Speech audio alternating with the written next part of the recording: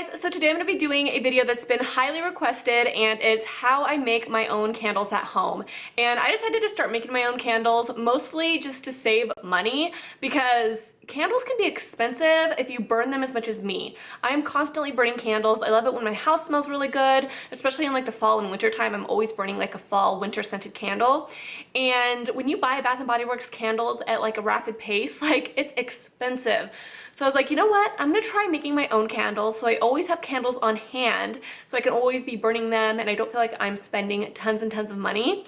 And it's been awesome. Like, I love making them. It's a really fun hobby and it's just a really fun thing to do. So I'm gonna show you guys how I make them. I'm not saying that this is the best way or the only way to make them. I just feel like this is kind of what has worked best for me. So I hope that this is interesting for you guys and you get something out of it. The first kind of purchase for all your candle making supplies is a little bit on the spendy side. You can get most of the stuff at like Hobby Lobby. I got my wax on Amazon and it's just like soy candle wax. But once you have that first purchase made, you can make tons and tons and tons of candles for a super, super cheap price. So I'm gonna link some links down below of some of the websites that I use to buy my candle stuff. You could honestly probably use Amazon for everything except for like the fragrances. And I have a specific website that I buy my fragrances on. So you guys can definitely check there, and they have so many, guys. It is so fun to pick out your fragrances because there's like thousands on this website, I swear. So anyways, I hope you guys like this video and let's go ahead and get started, and I hope you guys enjoy it. So you're gonna need to get a old pot. I got mine at Goodwill for like $4. You're gonna need some soy candle wax and some candle wicks, which you can get on Amazon as well. And then I get my candle holders from Dollar Tree and Goodwill. There are so many cute ones to choose from. And you're gonna need some candle fragrance, a candle melting pot, and then a candle thermometer, which I got at Hobby Lobby. And you can also get colored wax, which you can color the wax in your candles. And then you're just gonna fill up your pot with a little bit of water, maybe like a third full or so. And you're gonna put that on the burner. I turn mine on to about medium high heat at first, and then I usually turn it down to medium heat over time. And then you're going to take your candle wax warmer and you're gonna put your soy candle wax in it. Now I fill mine all the way to the top, but as it melts, it shrinks way down. So a lot of times I'll just keep adding more wax. And by the time it's all melted, I like it to be about half full with wax. And then you're just going to put the thermometer in and you're just going to melt the wax completely. And usually the wax is about 160 degrees when it's fully melted. Don't forget to add in your color chips if you want to add color to your candles. You can add it at any time you are melting the wax. And then you want to take it off of the heat. As you can see, I'm doing that here, and then you want to let it cool. Now, the cooling process takes a really long time, so usually what I do is I will prep my candles. So to prep your candles, you just want to take your wick and you want to do a tiny little dot of hot glue. And you don't want to use too much because you want to be able to pop out the wick if you want to reuse your candle holders later on.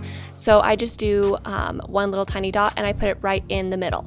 Now, if you're using a big candle or if you want to make a candle for a larger room, you definitely want to use 2 wicks because it's going to increase the area of melted wax, which is going to make it stronger.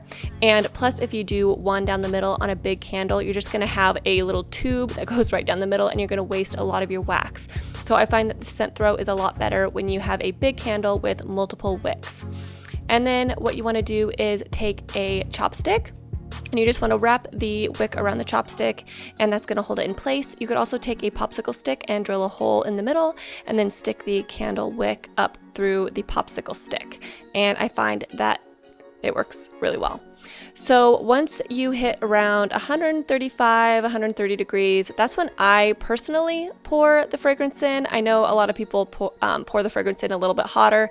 I just find that this actually works well for me, so that's just what I do. And I use 1 sample size for a half a pot of wax. And I find that that works well. I get a pretty good scent throw, and yeah, that's what I do.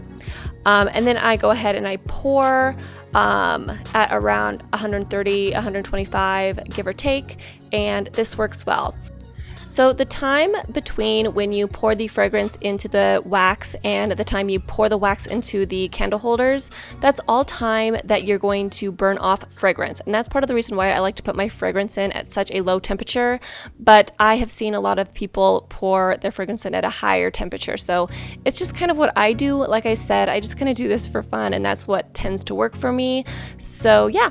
And then once you have a nice opaque candle, you just want to trim the wick and then cover it in saran wrap so you have a nice strong fragrance when you want to burn it. And yeah, read this note here, guys. I put this in here because I really wanted to let you guys know that there are some specifics when making candles if you really want to, like, maybe go professional or whatever. There's also a really great YouTube channel I recommend called Stanley Handcrafted, and they have amazing videos on making candles, so definitely check them out as well. So that's it, guys. I hope you enjoyed this video. If you have any questions, please comment down below, and also if you have any tips for me, if you've been making candles longer than me, please leave them down below as well, because tips are always very welcome. So anyways, thanks for watching, and I hope you guys have a great day. Bye.